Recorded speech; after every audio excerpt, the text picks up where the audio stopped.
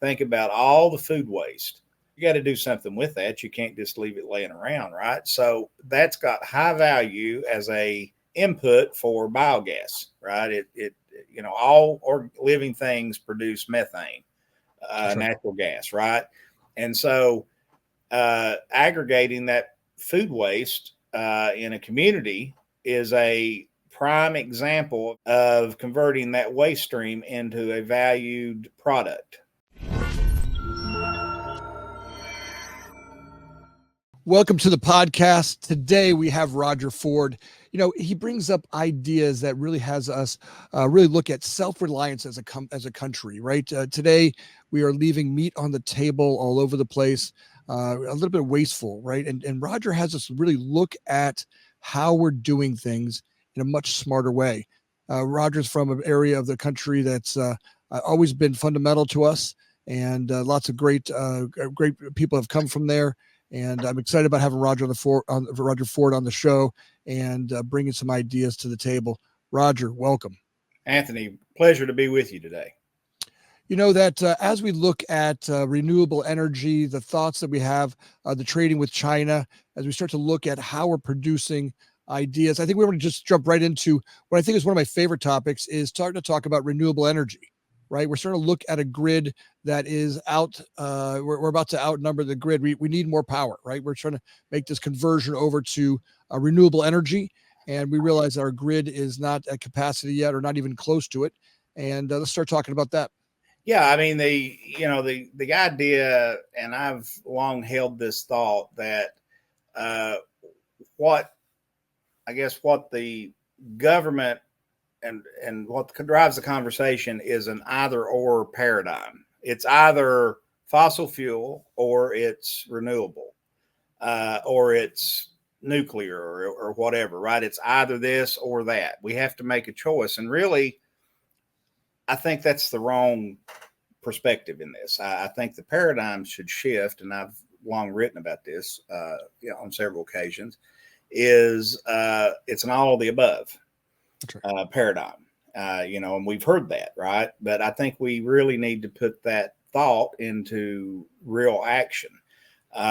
So whether you're in the fossil fuel industry or you're in the renewables industry or you're in the bioenergy space, I think, yes, you need to look out for your own industry, but I think we have to recognize that for the benefit of the country and the people in the country and the business of the country, we need all of that to be energy secure, to be economically secure. I mean, I think we're running into, as you mentioned, the growing stress on the grid from demand. I mean, we're deploying electric vehicles and doing all this other electrical related, push to transition from the internal combustion engine. And I think that puts even greater stress. And obviously we're seeing that in the national grid. I mean, we're seeing blackouts, brownouts rolling, and especially in the summer, you're seeing governments tell you to reduce your power consumption that they're, from certain times of the day in the summer months. I mean, that people don't want to live that way, right? I mean, and they don't want to pay these escalating costs. I know here in Kentucky and elsewhere in the country, the rates are going through the roof, and that all comes from a lack of supply. And so, right, and so we're taking coal-fired generation offline and trying to replace that, but we're not moving fast enough. And so, with demand and reduced base load power, we're where we're at, and it's to the detriment of the country. It's not good for manufacturing. It's not good for citizens to be put in these positions where their budgets are eaten up with electricity. I could give you example after example, especially in the winter months here, where people pay upwards of $1,000, $1,200, $1,500 a month for 3 or 4 months of the year during the winter months for their heating bill, for their power bill. These are people on low or fixed incomes. They can't afford that. and it puts them in a position they either have to pay to keep the lights on, or decide about food or medicine. And this is America, and this is not. I don't think this is good overall. So, I think as a country, we have to figure out that we have to do something sooner than later that shifts the dynamic for us into a new thinking. And I think, energy is that underpins everything else. Without that, we don't have any change at all. Our society has never changed that easy, right? Most of our changes have been forged on the anvils of some real pain. Yeah. Right? If you look at our history and our back, and a lot of stuff that we've learned, and we're starting to feel that, right? Our people are feeling that pain, and it's getting to a point where, okay, we have to take notice. It's being forged on our people, and we start to look at this, and things like renewable energy, right? When you start to look at renewable energy, it seems like we have a pretty straightforward way of doing this, and yet we make it pretty confusing. There are groups out there that, the fossil fuel industry that's saying, hey, we don't want to change. Of course they don't. I mean, our country, people who had the previous use of materials or ideas that, changing wasn't fun, right? Yeah. They don't want to let go of that. And as we allow those companies to start to convert over to other ideas, it's going to take a little bit to help everybody get their elbows up on the table, but we have to change, right? We're going to have to kind of create and really motivate and incentivize those changes. That's right. I mean, there needs to be greater focus on policy at the state and local level. I mean, I think there is some push, at the federal level, obviously. But we don't need to discriminate. We don't need to disincentivize certain things to incentivize something else. We just need to incentivize the something else. We don't have to choose. It's irresponsible to me, and it's not a popular position in the renewable space to say we have to have fossil fuels. Well, we do. And you Yeah. commit a heresy, right? You commit Yeah. a heresy if you among certain confines of the renewable industry, renewable space, and right. I mean, but it's just simply wrongheaded to say, well, we just need to do away with all fossil fuels. Well, that's ridiculous. I mean, well, we're not even close to being able to go to a renewable energy system. It's going to take us 25. Look, even if we said today, 100%, we all want to go to renewable energy, 100%, and I believe people do. yeah, It's going to take us 25 years to convert our fossil fuel energy, and even then, we still need to make sure that we have that availability, as an option, right? Because that's exactly right. That's right. Yeah, I mean, it's just simply, and we talk about solar farms, and we can all kind of envision what a solar farm is. I mean, right? We've at least seen photographs, or wind farms, and Illinois, Indiana. Those, we don't have a lot of wind farms in Kentucky, but there are in your area of the country. But let's say we decide you and I are going to build a solar farm today, and we agreed to do that, and we start out on the business. Well, how soon can we get that done? If it's a very large, let's say 100 plus megawatt, 200, 300 megawatt solar farm, we're going to be the better part of a decade from now. We're going to be 5, 6, 7, 8 years from now before that actually comes online. We don't have that kind of time.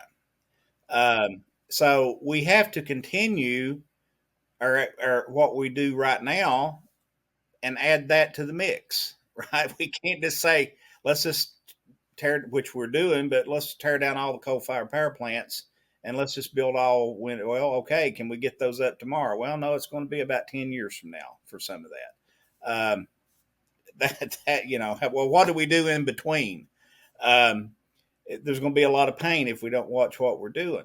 So, yeah, we need to do those things, but we also need to kind of glide path over to, the next thing that provides us cheap energy. A thriving economy thrives on cheaper energy. And I think right? I mean, if it gets too high, people begin to make decisions based on their cost of living. Businesses make hiring decisions or layoff decisions or bankruptcy decisions off the cost of energy. That's a huge input cost for a business. And that's what we need to figure out, how we help businesses and consumers, uh, you know, function in daily life. Um, so keeping our energy costs relatively cheap, uh, everybody still makes money, and not everybody suffers. And that's the balance in all this. And I think what we're seeing right now is a potential uh, pain if we are not careful in how we approach this. We talked a little bit about some real easy ideas to take some big chunks off the system, right? We start to look at, the residential model for sure has been one that we're looking at, but those are smaller chunks. But look, there's a lot of them, right? So as we start to really make that a much easier system, I'm seeing today smarter and smarter and smarter development of solar for homes, and kits that you can apply to a home in construction that makes it really, really easy to adapt, right? I mean, a set cost, easy installation. As we knew that these products would become available, it gets smarter and easier to go after them. But we're looking at even bigger chunks where we can start looking at light industrial, right? Those small to mid-sized companies that are that are all over our country. And the energy costs, like you talked about, really do affect their ability to stay in business, right? Cheap energy costs really is something that affects America's greatest companies, right? The bread and butter of this country. Those brands that are out there that are employing the most amount of people, and having cheap availability of energy is important. Yeah, I mean, for example, here in Kentucky, we have a fairly large solar farm. Not we, our company, but we as a state, about 30 miles from where I'm at. It's just been announced. It's gotten fairly good national, international exposure. And the power is being sold off to a large automobile manufacturer. They're fronting the cost. So Amazon, right? We're hearing this. Google, General Motors, all these companies are making that investment directly for themselves and basically building their own power plants, right? And frankly, any business ought to be thinking about this if possible. If they're going to build a new building, build a new factory, I would factor in the and design of a on-site power facility that would help me control my cost and over a long term. And there's ways to do that. I mean, but financing it in on the front end of construction, even for a homeowner, right, it's better and it's cheaper than going in and trying to retrofit. All right. So on new construction, I would strongly encourage anybody, a homeowner or business owner, if you're building a new factory or a new home, factor that solar renewable piece into your construction, right? And put that as part of your mortgage finance, right? And spread it out over 20 or 30 years. Because the equipment, especially with solar, it's warranted for up to 25 or 30 years, right? So how long is a mortgage payment? 25 or 30 years in most cases. So it's easily financed, and that becomes doable for people. It's not easy to make a huge investment of $30 or $40, $50,000 in a solar system for your home if you have to pay all that up front. If there's a way to finance, and there are lots of options to finance, but I would encourage any new build to include that in their equation of construction, because it's going to benefit you over decades. Well, and we're seeing that it's getting a lot smarter, even in the financing of the residential model, right? The incentives that are out there, the ways of financing these are getting way smarter. it took some time for us to figure out the system.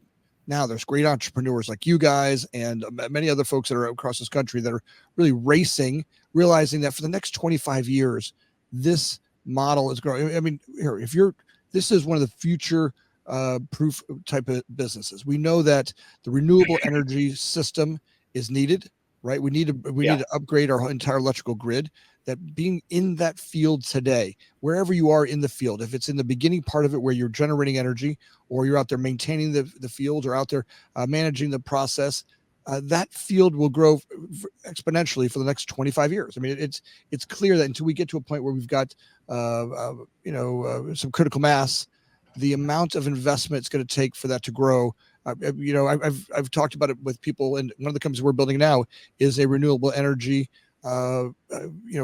servicing company that I really recognize that for the next 20 years, this is an opportunity for us to grow exponentially, right? As more electrical vehicles come on board, as we start to lose our dependence on these fossil fuels, the incentives and motivations to grow this will continue to be an opportunity for those of us that stay heads up, right? Stay heads up, keep your head on a swivel, look for the opportunity, and start to invest in those places. One of the ones we talked about pre-show, how many of these small factories that pepper our country that are, affected by this grid, by energy and fuel cost. I know I'm going to go back to that a little bit, but I feel like that's one of the big bread and butter parts of this country that's grown us. It's the shoulders we all stand on. I mean, the Amazons, those people, they all stand on the shoulders of these, these small little production plants, these small little companies all over our country. Yeah, I mean, we have those in Kentucky. They're scattered all over every little community. Hopefully, we're seeing less and less, but hopefully every community has a few of these light manufacturing, the shops that do one or two things, right? That are contractors for Amazon, that are contractors for Toyota, that are contractors for General Motors or whoever, right? And their costs they're being stressed because their power maybe is not consistent. Their cost is going up, and maybe they have 5 or 10 acres of available land there. I would say put that to use. Put solar on their parking lots. Do covered parking. If you've got employees that have electric vehicles, that allows them to charge their vehicles at work. It gives you covered parking, which is always a great thing in the summertime, especially, or the winter, or when it's raining or whatever. But you could lease out the parking lots. Put solar all over it. If I were Walmart, I would be putting solar all over my properties, not on the roof, but on their parking lots, right? And putting that basically dead space, to work, helping me offset the power cost of that Walmart, for example, right? I mean, to me it's a no-brainer. Make the investment. I know there's companies out there that basically will come in and basically will pay you on a lease and give you a certain amount of power as a discount, right, to put solar on your property. I mean, that's, that to me is a great way to help build this out. I mean, there's all kinds of ways to figure the solution. Well, you just have to get after it. As we start to see the advent of driverless cars, self-driving vehicles, we start to look at how do we repurpose these parking lots, right? We start to look at the parking lot. Do we need to have 1,000 parking spaces for a mall anymore? If vehicles are self-driving, I can get picked up and dropped off. If I can get a vehicle that will drive me cheaper than I can drive myself, right? I can have it available to me. We're going to start to see a shift in the way that we think about vehicles. For me and my wife, we've got 2 vehicles. They're in the garage most of the time. For the hour or two a day that combined, the 2 of us use a vehicle. Maybe most of the time it's not even that. Maybe it's even 30 minutes to, my wife, maybe more, she's dropping kids off at school or she's, going to court somewhere. The amount of time that we're using our vehicles, and we start to make that shift over to driverless vehicles. Do we all need to have 2 vehicles? Every family need to have 2 vehicles in the garage? And we start to look at, all right, maybe it's way cheaper for me to have a self-driving Tesla come pick me up, drop me off at wherever I need to go, in a subscription-based model. And all that logic starting to see a shift in opportunity, right? We start to look at those opportunities. And I think that's what's great about what you guys do. You start to really think about the industry, the entire energy system, and start to look forward thinking, not just from the past, but really create forward thinking ideas. One of the things you talked about that I really loved was, we're leaving a lot of meat on the table with the way that we produce stuff today, and maybe the past, it made sense to be, we were a little gluttonous, right? We could look at some of the behaviors we have, the way we use products and toss them away. A lot of that pendulum swung, really to a place where we have so much stuff that every one of us has got, where everything now's, real easy, disposable, right? This is a disposable society. And now we take these products we don't use, we throw them in a garbage that gets packed up and sent over to China, and they're taking them. And let's talk about that a little bit, about what's going on there. I mean, think about back in the day, like, I'm still, I'm old enough to remember when plastic became the common use for milk. A gallon of milk didn't used to come in a plastic jug; it came in a glass container. That's right. Right, and right. And Pepsis and Cokes came in glass containers. There was, I can remember the first plastic, the first plastics that were used. First it was aluminum cans, and then it was plastic. But it was convenience. It was less weight. It was all those things, right? Maybe sanitary, but the over time, right? We created aluminum, right? That was used for aluminum cans, especially, and would open it up, pop the top, and throw it away. Throw it away. That aluminum's not going to, there's a finite amount of aluminum, right? I mean, you can't just create it out of thin air. So plastic's the same way. Most of it is petroleum based. There is a push now, and there is some percentage of recycled and bio-based plastics. That's a great thing, but plastics especially, but all of these recyclables, metals, plastics, and everything, and I could give you examples of companies right here in Kentucky that collected automotive pumps and motors off of refrigerators and washers and dryers and just every possible thing. And there was a whole business around this. It's a little bit of a downside right now, but they were shipping all of those things to China. They still are. Right. And the Chinese just physically were stripping out the motors and getting the copper and the gold and every little possible thing that they could use, and they were repurposing that, and putting it all in a pile, and then taking it and repurposing that into some product and selling it back to us.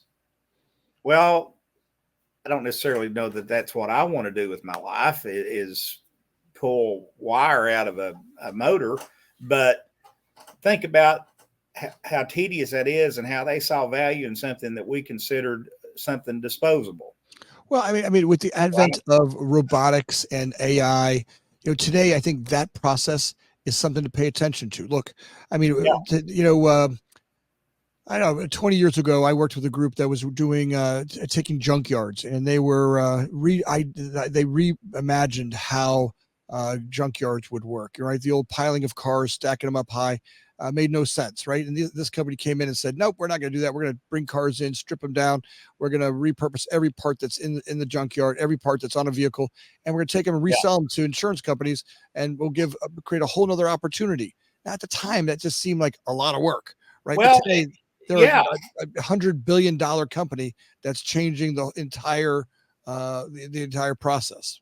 Yeah, I mean, and you hit on the prime example of what I'm talking about with the Chinese is uh, we have a have an old car that we need junked out, and traditionally we just took it to a junkyard with everything attached to it, right? We didn't strip anything off, and we just put it in the crusher and crushed it down and ground it up and whatever, right? Remelted it maybe and done something with it. In this model, they're taking out all the seats, they're stripping out every possible thing in that vehicle. And then they're crushing it or melting Recycle it. it Yeah, down, that's right. right? That's right. And that's the And game. then Yeah. that is all shipped to Oh, yeah. China. The Chinese are repurposing and selling it back to us. So what happened? Well, we're transferring wealth. We're transferring our wealth to China, and we're seeing the results of that right now. I mean, every dollar counts, and we left a lot of money on the table. We've left a lot of meat on the bone. We've thrown the bone, to the side, and somebody else comes along and picks the bone up and does something with it. And we have to start thinking more that way, I think, as we move forward, as we try to restore manufacturing in the country, not just in energy, but in every sector of the economy. We have to think differently about how we treat our waste streams and figure out what value there may be in that Well, and how we use and this is where we need government support, right? As we start to look at that transferring of wealth. Here, look, hey, Kentucky, or hey, feds. Here's where we need a robotics plant that can take a vehicle and strip it down with robotics, right? Yeah.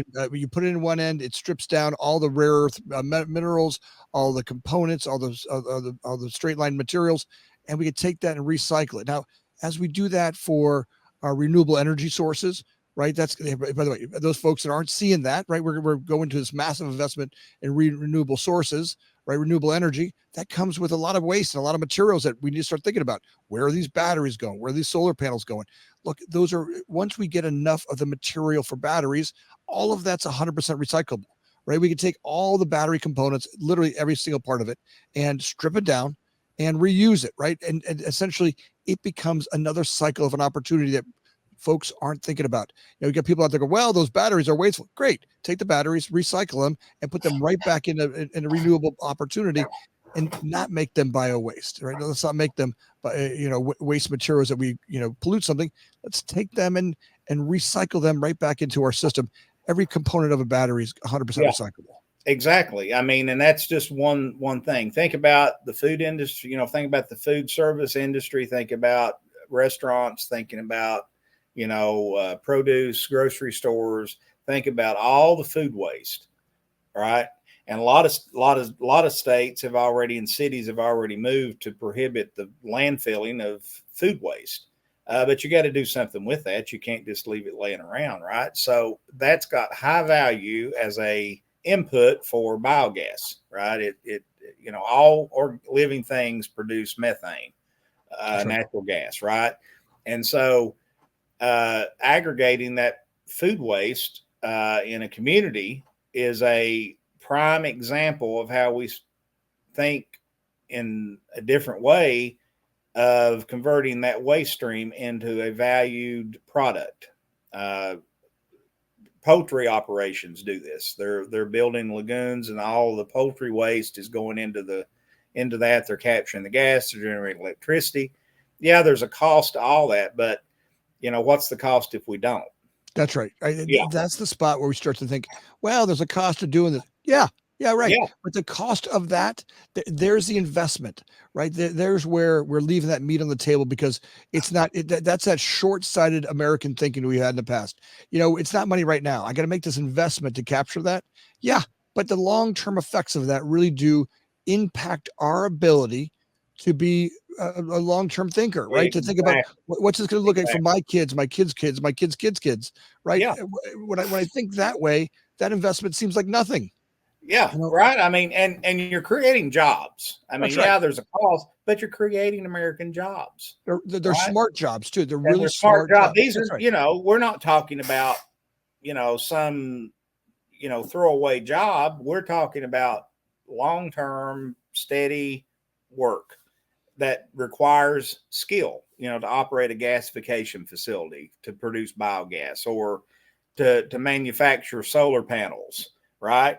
Right. Or wind turbines, and or equipment to drill for gas or to mine coal, or just whatever that is. I mean, all of these things are required, but imagine if we layer that up, and do the things that we're talking about in terms of capturing some of our waste streams and investments and integrating those things together, then you're creating more jobs at the local level to serve that business, And right? smart jobs. I mean, and this Smart is jobs. where that anvil comes out, right? Let's put the anvil back out there again. Let's bang on our heads, because we want to keep doing things the way we're doing them, right? And we're not Yep. going to see this as an opportunity. This ability of going, hey, we're going to make an investment into a robotics plant that tears down cars, or a biofield that's been able to take our food products and take them into biogases, right? Yeah. Those jobs, those opportunities, those scientific engineering and development jobs, even in the production of the materials and the processing of it, creates lots and lots of opportunity. Now we're gonna have to rethink, right? Again, remember, we don't like change, right? Remember, it's got to be forged with a little bit of anvil. We're gonna beat some heads in, but is it better to see that opportunity, or sit and be afraid of it, right? A lot of us, Yeah. instead of our communities going, hey, let's go look at, hey, I'd like to be part of a robotics plant that recycles cars. Right? Imagine how many thousands of positions are available for working on the robots, working on the production, moving the material. I mean, there are opportunities throughout that space that were short-sighted thinking. Oh no, you're creating a recycling plant.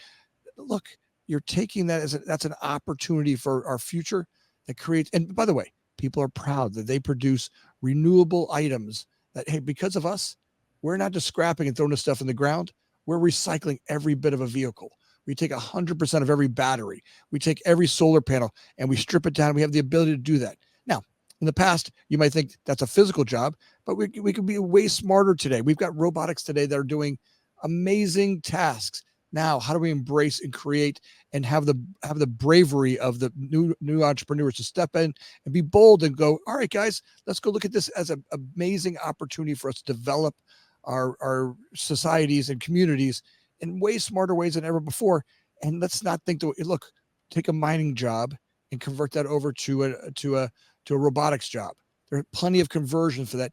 But remember, it's going to be uncomfortable. It's okay to be uncomfortable. It's okay to feel a little stupid as we make this change. It's okay. It's what we do. I feel stupid every day, don't you? Every day. Every day. I mean, it's just, but yeah, I mean, it's, coal miners are a unique group of people, and they've been displaced, and there's lots of workforce there to be retrained. And these people made good money. They still make good money, the ones that are mining. I mean, they're making 70, 80. Yeah, some of these guys making 70, 80, 90, $100,000, $120,000 a year. This is not management. These are like mining electricians. That's right. These are skills that are transferable. That's right. Right? 100% transferable. Yeah. It's just in the way that we think, right? Here, none of us want to go sit back. I mean, I don't know about you, but the days of going back to school, I'm 55. I'm not going to sit in front of a teacher, go, wah, wah, wah, wah, wah, wah, wah, wah. That's not what I want to do. But look, you show me how to make a step over to running a company a little bit smarter, or thinking about better ideas, right? Embracing the way of learning and changing our communities. And that's bold and brave. Look, every single one of those miners, everyone in the construction field, people say robots are going to take my job. Yeah, they're going to take the most unsafe jobs. They're going to take them. But the opportunity for us is we take the hardest working people in our country, and we move their jobs over to another space, not get rid of their jobs, right? Because those are the people that we count on, right? They're the ones who we look around and go, this country was built on the back of those human beings, right? They're the people that we're proud of, and they'll continue to be proud of because they have pride and they work hard. And all we need to do is understand that bold entrepreneurs that really step into the places that we go are going to take a little bit of thinking, right? But these are the opportunities that are so abundant today as we make this conversion from fossil fuels over to renewable energy. The opportunities for the entrepreneur that stays heads up and thinking have never been greater. Oh, I agree. I mean, it's just simply really a tragic thing to watch these coal miners have to leave their homes, and move to other parts of the countries to find work. There should be a plan in place long ago to that help transition, right, and start thinking instead of keeping a single, kind of a monolithic economy is what I call it, where we were solely dependent on coal while everything else kind of passed us by. It was allowed to develop in China. The manufacturing of the iPhone was in China.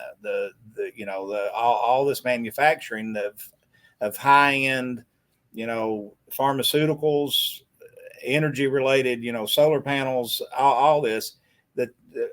How is the Chinese hold the market? Well, because they keep being right. We've allowed that. Well, they're being, look, shame on the coal mining companies. They're the taxi driving companies. They're trying to hold on to it instead of converting over to Uber and moving over. Go, hey, there's a smarter way of doing this. Maybe there's another way of changing this. And as we make that conversion, right? Shame on the entrepreneurs that ran those companies. They didn't want to change. Look, and you're losing these resources. You got all these hardworking people that want jobs, that don't want to live them. They got mortgage payments. They got payment. They're hardworking Americans, and we've let them down.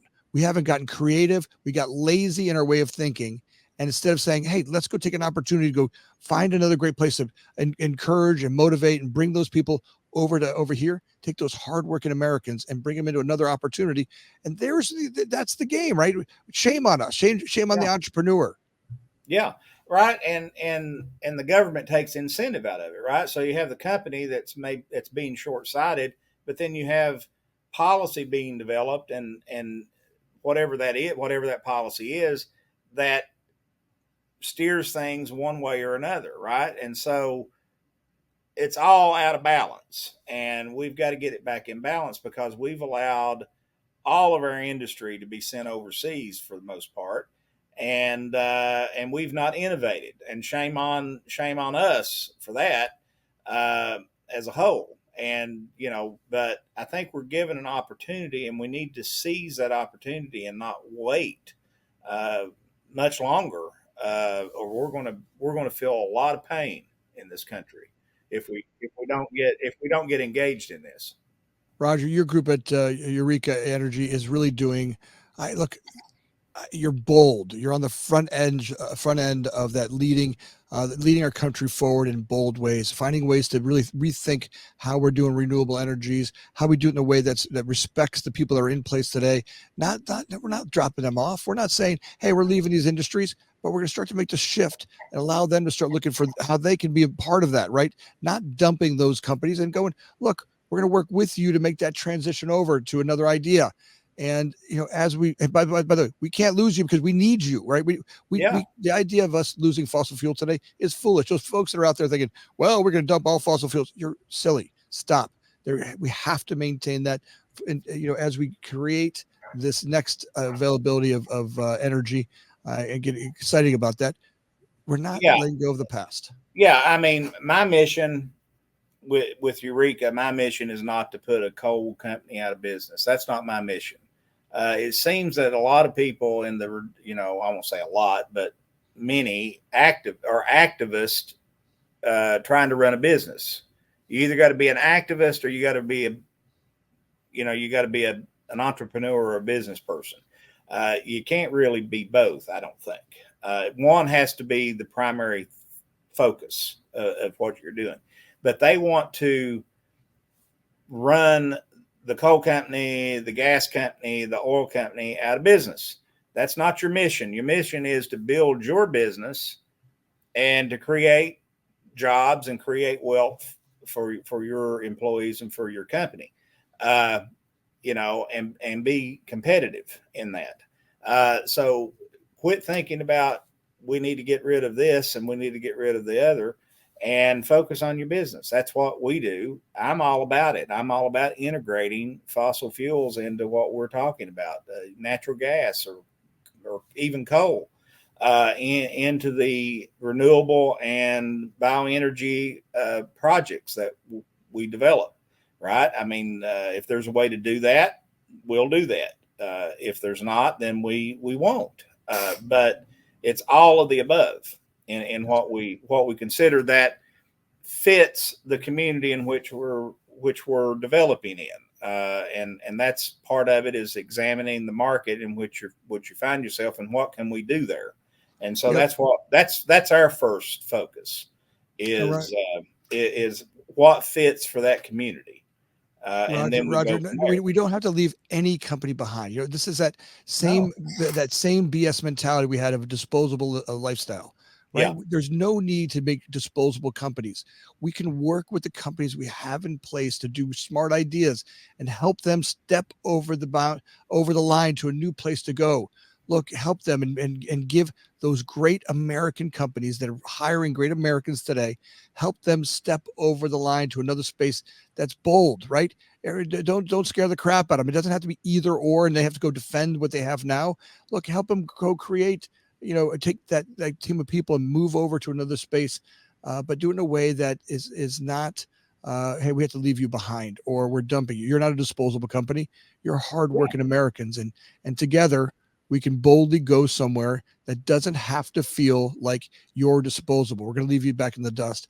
And I think there's where, Eureka, you guys are doing bold things. You're not leaving anybody behind. You guys are boldly going to places where people can really prosper and make the transition over to some smart energy ideas. Roger, yeah. I'm grateful for having you on the show today. I know that you're busy and you've always got lots of stuff going on. I want to make sure as you guys continue to make these breakthroughs in the energy world, I'd like to have you back on the show and continue to be bold and show off what you're doing, right? Talk about the things that you guys are and the places that you're making progress. I think it really forces us to have some creative ideas. I know our audience loves hearing about your ideas. So keep it up and it's very motivating. All right. Thank you. Yeah. I'd be glad to come back anytime.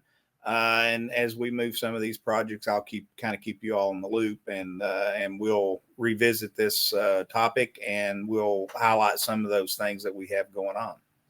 Roger, thank you. And audience, as always, look, if you can take a second right now and like and subscribe, it means the world to Roger and I. Just says, hey, thank you for doing the show. If you could just go down there and hit the like button, hit the little bell, and we'll make sure that every week the podcast and the guests we have get out there. And as always, if you have questions or comments about anything we said, look, you want to disagree or agree, put it down there in comments. I promise to answer all of them, and Roger and I will get you back. And I'll put all of Roger's information and contact stuff down below so you can get a hold of him and Eureka Energy and keep supporting what great companies like his is doing in our country. And for that, you are brave and bold, Roger. Thanks for being on the show. All right, Anthony. I appreciate it very much.